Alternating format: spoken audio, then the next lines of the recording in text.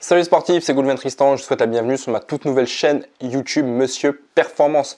Pour celles et ceux qui me découvrent, donc moi c'est Goulven Tristan alias Monsieur Performance, vainqueur à 3 reprises de la Coupe du Monde Ultra Triathlon 2016, 2022 et 2023. Jingle.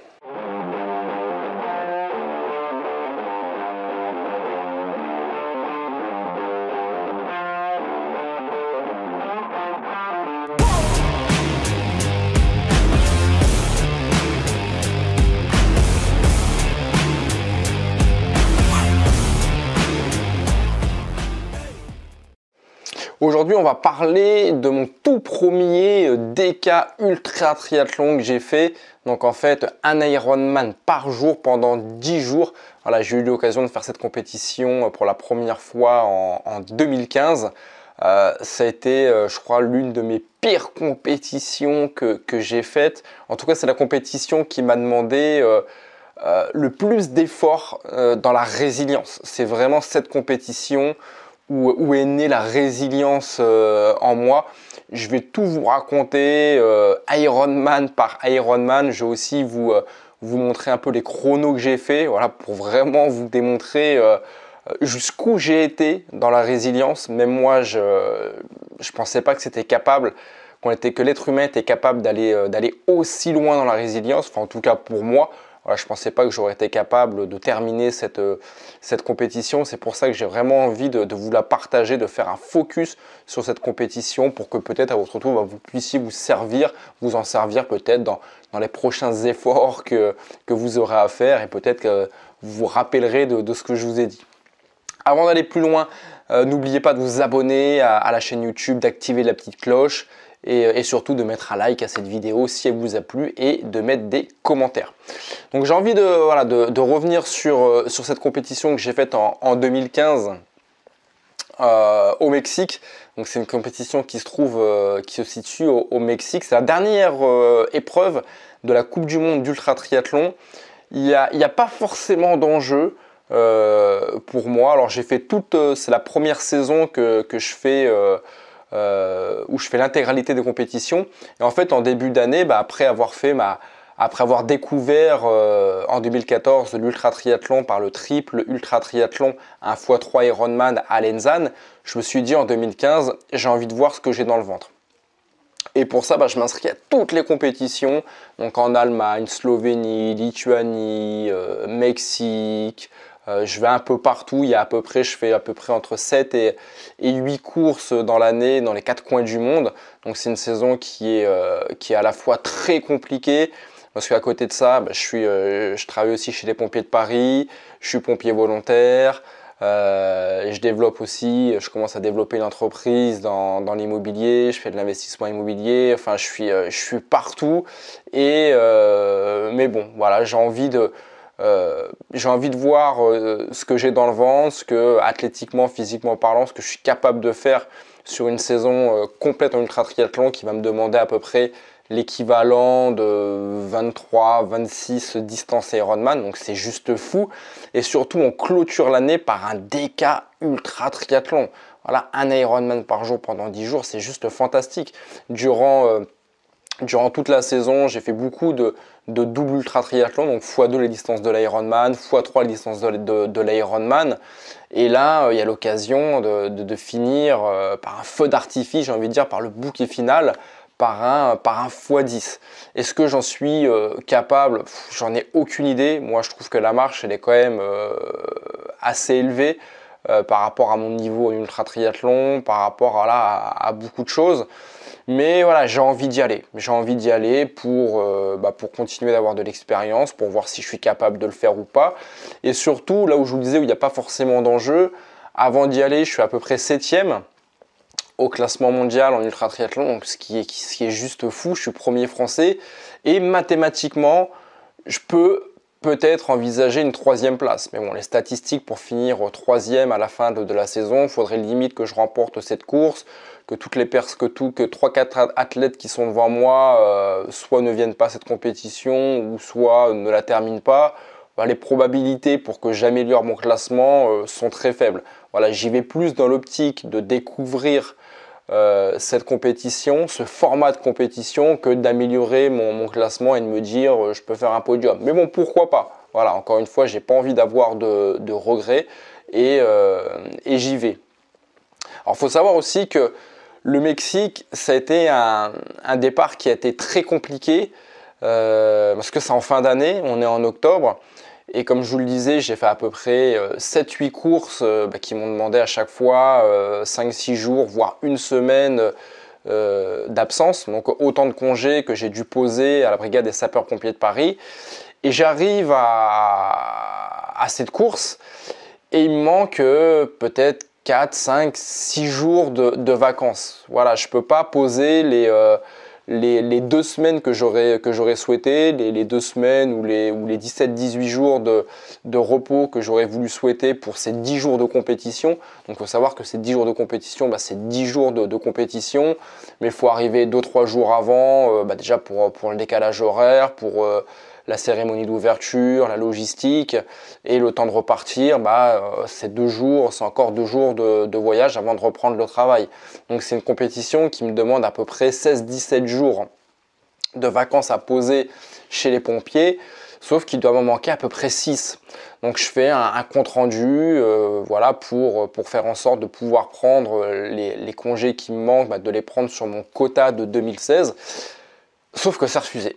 Voilà, sauf que la brigade des sapeurs-pompiers de Paris ne veut rien entendre par rapport à cette compétition et ça m'est refusé. Et moi de mon côté, ça m'est tout simplement impossible de ne pas aller à cette compétition. Alors il faut savoir que voilà, à cette période-là, je suis dans les services des pompiers de Paris, je suis plus en opérationnel. C'est pas forcément une excuse pour me dire que j'ai plus le droit de m'absenter qu'un pompier qui est en opérationnel, pas du tout.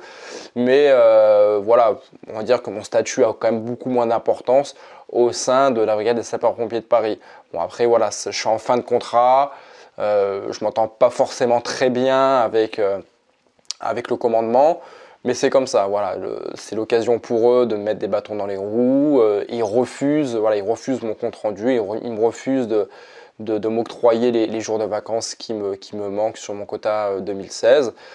Et moi, voilà, comme je sais que je suis en fin de carrière, que l'année suivante, dans quelques mois, c'est fini, que le sport fait partie intégrante de ma reconversion pour ma nouvelle activité professionnelle. De quelle manière, j'en ai aucune idée, mais je sais que ça gravitera autour du sport et je décide d'y aller quand même. Donc en fait, je suis déclaré déserteur.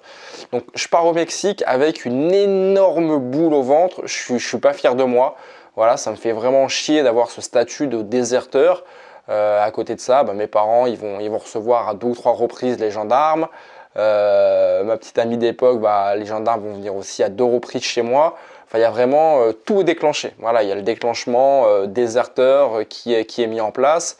Et je sais qu'au retour de la compétition, quand je vais revenir à la caserne, je sais que je vais me faire défoncer. Voilà, je sais que ça va être rendez-vous avec le chef de corps, tenue de sortie, que je vais prendre des jours d'arrêt.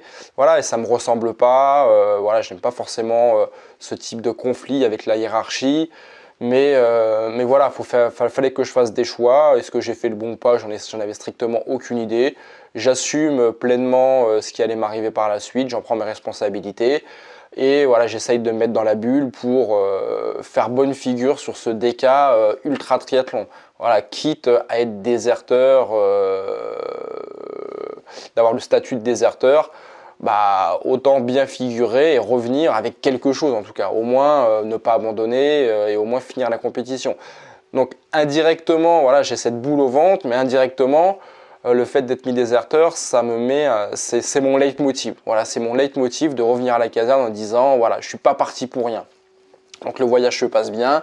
J'arrive là-bas, je suis reçu par les organisateurs, par Beto, l'organisateur de la compétition, qui est adorable. On est au Mexique, il fait super beau. On est quand même en altitude, on est presque à 2000 mètres d'altitude. Et je découvre un peu l'écosystème, je découvre un peu l'environnement de la compétition. Donc on va nager tous les jours dans un lac. Le lac, faut savoir que on a beau être au Mexique, il fait 30-35 degrés tous les jours, mais l'eau du lac, elle est à 18-19 degrés. Alors on est en combinaison, mais malgré ça, voilà, moi et l'eau, ça fait un peu d'eux, surtout que l'eau, elle est fraîche, donc ça complexifie un petit peu la chose, mais voilà, on y est maintenant, faut y aller. J'ai aussi cette appréhension que j'ai jamais fait. J'ai jamais enchaîné les Ironman. Alors autant faire un Ironman, ça je connais par cœur, hein. Fin 2015, j'ai peut-être fait l'équivalent, j'ai peut-être l'expérience d'avoir fait 40, peut-être même 50 distances Ironman. Donc voilà, je sais ce que c'est. Mais je ne sais pas ce que c'est de refaire un deuxième Ironman après en avoir fait un premier. Et encore moins en faire un troisième après en avoir fait déjà deux. Voilà, je ne sais pas du tout de quelle manière va réagir mon corps. Voilà, musculairement parlant, même mentalement parlant. Comment gérer la fatigue, comment gérer l'effort. Parce que j'ai cette image par rapport aux 5-6 Ironman que j'ai fait, que j'ai déjà fait. Le lendemain, j'ai tout simplement pas envie de refaire un deuxième Ironman. Voilà, à l'arrivée d'un Ironman, on est cassé, on est fatigué, on a juste envie, c'est d'aller dormir, mais de ne pas se réveiller le lendemain pour remettre le couvert et pour retourner à l'eau. Et ça, c'est quand même une appréhension de ne pas savoir comment mon corps va réagir. Parce qu'à ce moment-là, mon corps, autant je le connais bien sur différents formats, par rapport à différentes échéances. Mais là, sur un format, un Ironman par jour, et en plus pendant 10 jours, je ne sais pas ce que va me réserver mon corps. Donc il y a beaucoup d'appréhension, beaucoup d'interrogations. C'est le vide, c'est l'inconnu plutôt. Et c'est une source de stress. Donc je me pose pas trop de questions pour le premier. Bon, le premier, là, je vais le faire, je sais comment faire, j'ai pas de soucis par rapport au premier. Et l'eau est bien fraîche et bien dégueulasse aussi. C'est une eau qui est bien verte. Je pense que voilà, vous verrez les photos pendant la vidéo. Et on y va. Voilà, on y va. On a, je sais plus, 6-7 boucles à faire. Et tout se passe, on va dire, presque bien. Voilà, je sors comme souvent dans les derniers de l'eau. Ensuite, j'enfourche rapidement mon vélo. Le circuit vélo, il est plutôt bien. On tourne autour d'un grand lac. Alors à certains endroits, la route elle est bien défoncée. Hein, voilà, ça nous rappelle qu'on est bien au Mexique, hein, qu'on n'est pas en France avec les belles routes françaises. Là, il y a des portions de route. Franchement, au début, ça va, mais quand on a 180 km à faire, voilà, ça devient vite désagréable à certains endroits. Mais ça se passe bien. Voilà, ça reste roulant. Il n'y a pas ou très peu de dénivelé. La course à pied, c'est pas forcément ce qu'il y a de plus sexy. On court la course à pied, donc les 42 km qu'on doit faire tous les jours se font sur une portion de route du vélo. Donc c'est des allers-retours de 1 km 2 qu'on fait. Voilà, encore une fois, il n'y a vraiment rien de glamour, de sexy, mais voilà, on les fait entre guillemets bêtement. Bon, on se met en mode hamster et on fait les allers-retours. Et le premier Ironman, alors j'ai repris tous les chiffres que vous aurez l'occasion de voir à l'écran. Le premier Ironman, je termine en 15h13. Et c'est pas terrible. Voilà, c'est pas terrible pour un premier Ironman. Alors le premier, j'ai essayé de le gérer comme je le pouvais. Je voulais pas non plus me mettre à fond. Enfin voilà, me mettre à fond dessus pour garder de l'énergie pour les Ironman suivants. Donc j'ai géré comme j'ai pu. Mais malgré ça, je franchis la ligne d'arrivée avec la chaleur qu'on a eue et tout. Je suis pas forcément en forme. Je me dis que c'est un chrono de 15 heures. C'est que le premier Ironman. Et là, il y a déjà des voyants rouges qui s'allument dans ma tête en me disant 13 heures sur le premier, ça va être quoi sur le deuxième? Et là, j'ai quand même une grosse appréhension. Parce que là, maintenant, arrive la récupération entre le premier et le deuxième, sachant que voilà, financièrement parlant, je voulais économiser un maximum d'argent parce que je savais que j'allais réenchaîner en 2016 sur une saison complète qui allait me coûter encore 25 000 €. Donc pour cette compétition où il n'y avait pas forcément d'enjeu, juste l'envie de faire une saison complète et de découvrir ce que j'étais capable de faire sur un DK Ironman, donc j'ai limité aussi les frais. Donc en fait j'avais loué à l'organisateur une vulgaire tente qui était plantée juste devant la ligne de départ, devant le lac. J'avais juste un petit matelas gonflable pour dormir, une petite couverture et c'est tout. Donc le repos, c'était vraiment très spartiate, c'était vraiment pas top pour récupérer.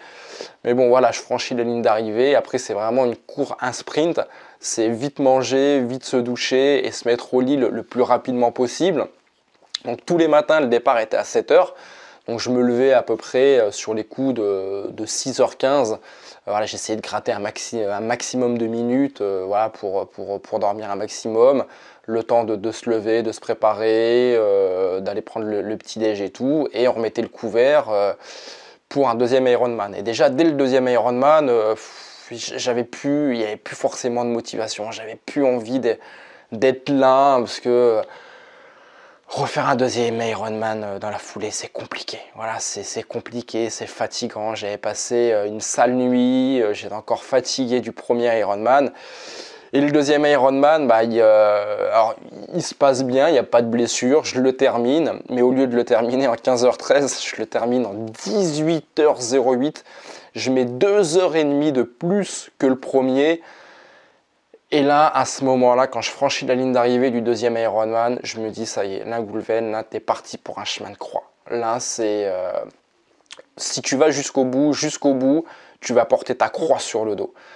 Et à ce moment-là, je vois pas de solution. Je vois pas, si je mets 18 heures sur le deuxième, je me dis que le troisième, j'accumule encore de la fatigue. Le troisième, ça va être quoi? Ça va être du 19h, 20h, 21h, sachant qu'on a 24 heures. Dans 24 heures, il fallait que je sois au départ pour l'Ironman suivant. Et encore une fois, là, je suis dans le flou, mais complet. Voilà, je peux rien visualiser, c'est le flou total. Donc pareil, je franchis la ligne d'arrivée, donc c'est un sprint, on mange rapidement, on va vite se coucher.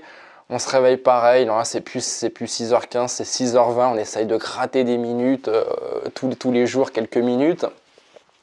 Le troisième jour, j'arrive à finir ce troisième Ironman. Alors je commence à avoir beaucoup de problèmes au niveau de l'alimentation. J'arrive presque plus à m'alimenter, j'ai plus de jus, plus de force, plus d'énergie, je suis à bout. Voilà, je suis à bout alors qu'on est qu'au troisième.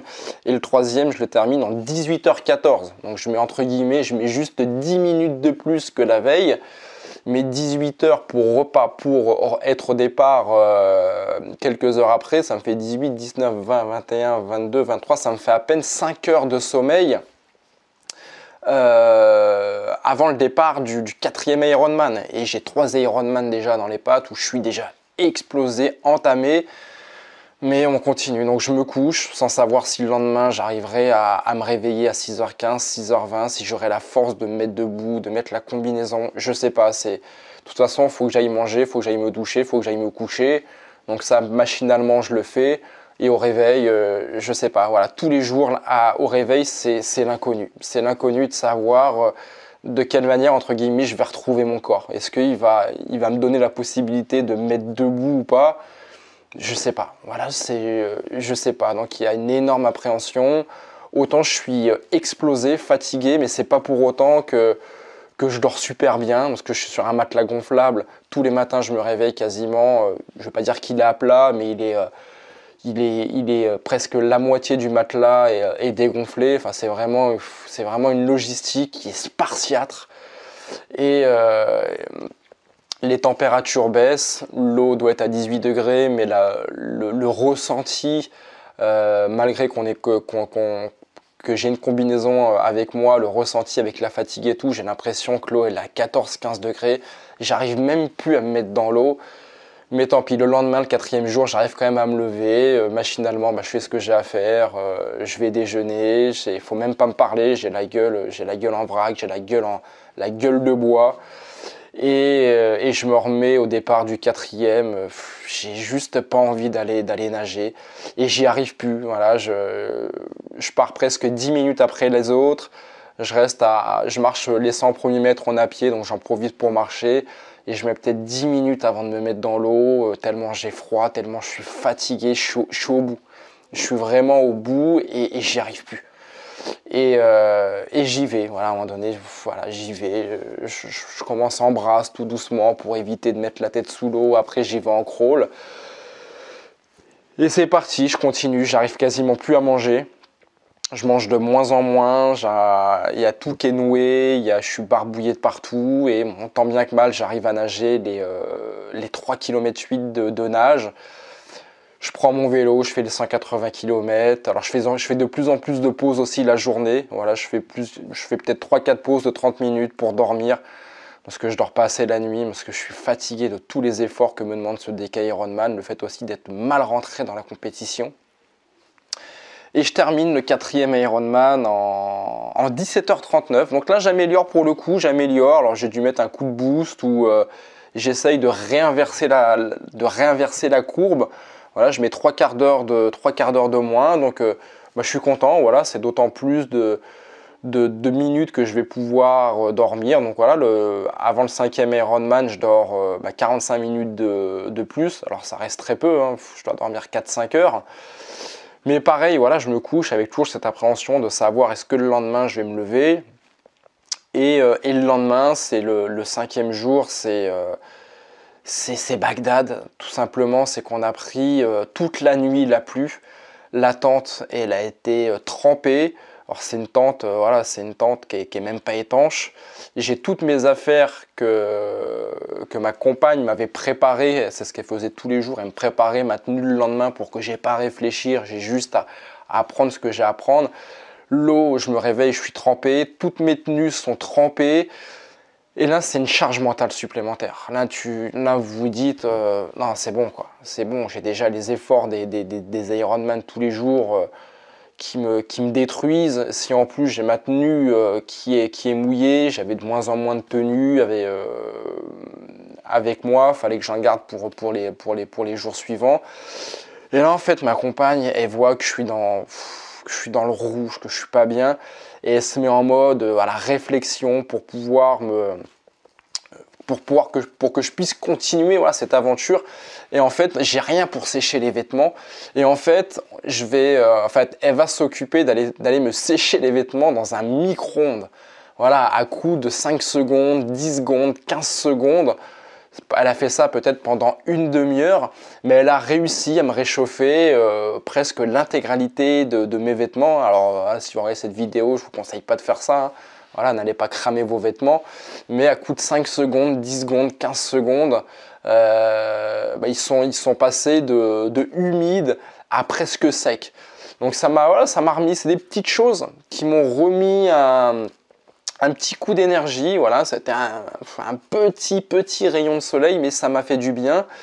Et à la sortie de l'eau du cinquième jour, où là il y a des athlètes qui commencent à arrêter, alors là, ça tombe comme des mouches. On est 14 au départ, on est 12 hommes et 2 femmes.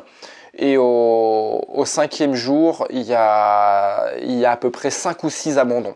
Voilà, sur le 5e jour. Voilà, des athlètes comme moi qui avaient mal commencé leur épreuve et qui avaient envie, qui ne pouvaient plus. Voilà, il y avait sur les 2 femmes, il y en a une qui a été jusqu'au 5e jour et la deuxième femme, elle a arrêté au 3e jour.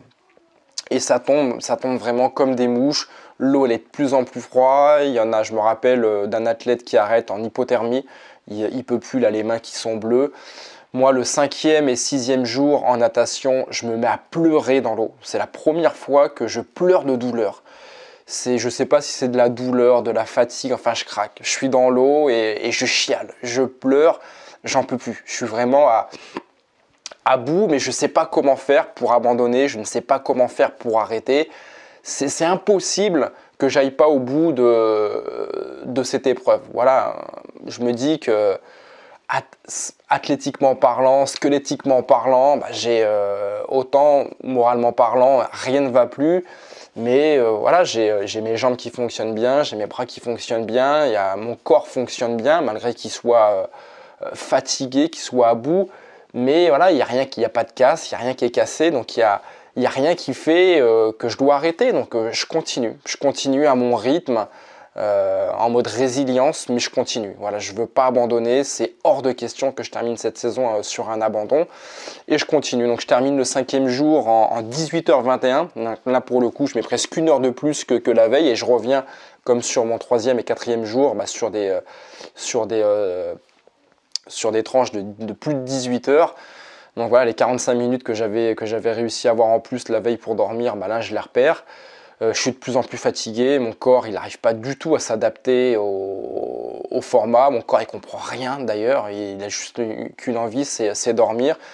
Le 6e jour, rebelote, je mets 18h23, donc je mets le même chrono que la veille, donc ça me fait dormir à peu près 4-5 heures par nuit, toujours sur ce matelas qui fait que de se dégonfler, que je retrouve dégonfler tous les matins. Le 7e jour, j'accélère un petit peu, là je passe sur à 19 heures, ça y est, j'arrive plus à finir mes Ironman en 18 heures, là je passe ça sur une tranche de 19 heures. Alors autant je suis au 7e Ironman, donc je me rapproche de la fin, il m'en reste quand même 4 des Ironman à faire, mais je me rapproche aussi des 24 heures. Donc voilà, je peux pas faire plus de 24 heures, c'est juste pas possible. Et là, je me dis 19 heures, voilà, là c'est quand même tendu. Il faut savoir que 19 heures de compétition, le temps d'aller manger le soir, de prendre sa douche, on est au ralenti, de se changer, ça prend à peu près 1 heure. Donc je me couche après 20 heures d'effort, il faut que je me lève à peu près presque 1 heure avant, parce que j'arrive plus à me lever à 6h15, il faut que je me lève un quart d'heure plus tôt, parce que le matin je suis tellement lent à m'habiller, à me lever, à marcher. Donc il me reste 3 heures, 3h30 3-4 heures de sommeil, et c'est pas suffisant pour récupérer de tous les efforts que me demande, de toute l'énergie que me demande la distance Ironman au quotidien. 8e jour, donc là on arrive sur les 3 derniers, j'arrive encore à me lever pour être au 8e jour au départ. Je me souviens d'un Américain de Wankers qui a fini 4e, tous les matins il arrivait, et en fait, il se demandait si j'allais être là. Et tous les matins, quand il arrivait, donc lui, il avait eu la chance, entre guillemets, de pouvoir dormir à l'hôtel et tout. Et quand il arrivait, il me voyait à chaque fois à la même place, en train de déjeuner, de boire mon bol de chocolat. Et il avait un grand sourire. Il a fait putain, Goulven, il est encore là, il n'a pas abandonné. Et il venait et il me serrait dans ses bras. Il me faisait ouais, good job, lâche rien, continue, tu vas finir. Je fais ouais, je vais essayer. En tout cas, je vais tout donner. 8e jour, je passe de 19h06 à 19h51. Là, je suis à bout, j'en peux plus, mais je continue de nager, de faire mes 3 km 8 dans le lac, de faire mes 180 km de vélo, de faire mon marathon. À certains moments pendant le marathon, je me mets sur le bord de la route et je dors 15-20 minutes, peut-être jusqu'à 30 minutes à certaines fois. J'en peux plus quoi, je suis vraiment à bout, mais faut que je le termine. Faut que je le termine, là je suis en mode résilience. Le 8e jour, donc 19h51, 9e jour, 21h45. Je franchis la ligne d'arrivée après 21h45 d'effort. Je me couche, donc je finis presque en 22h.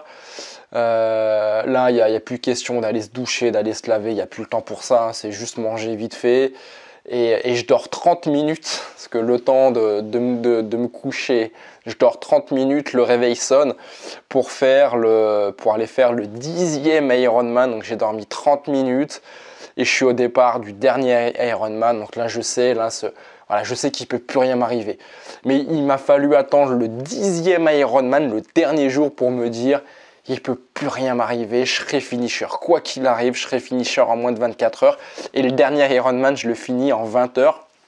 Et en fait, ce qui me fait un total de 186h45.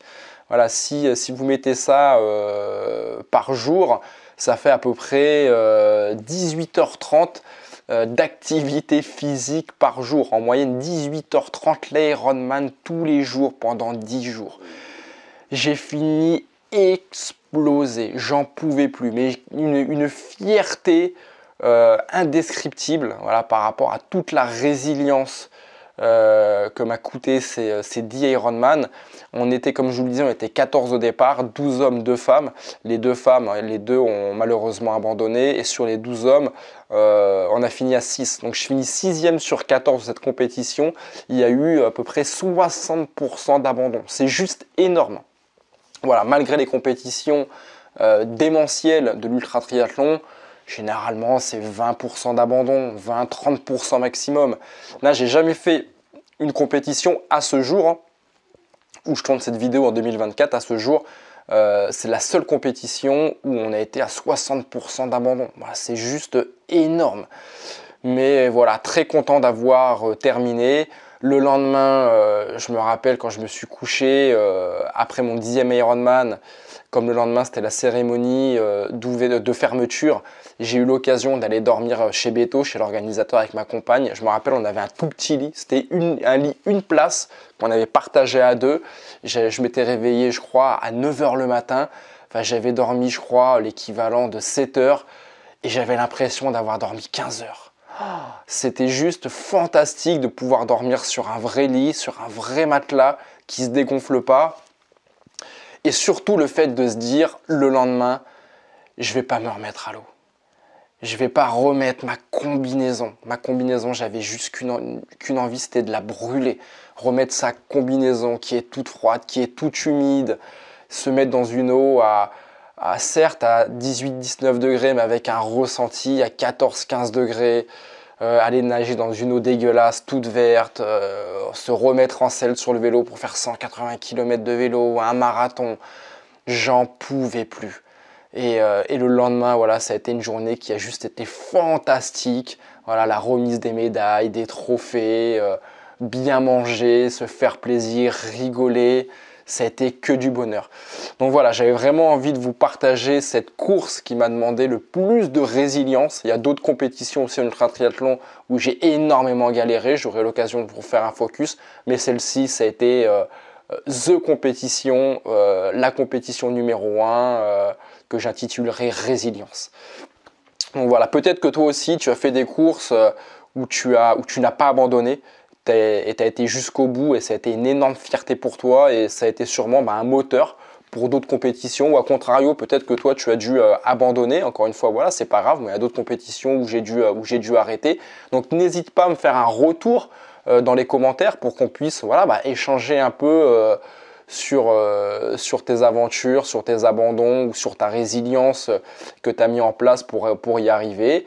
Et surtout, abonne-toi à cette chaîne YouTube, active la petite cloche, n'hésite pas à la commenter cette vidéo. Et moi, je te dis à très vite pour de nouvelles vidéos et je te dis aussi à ton succès, bye bye.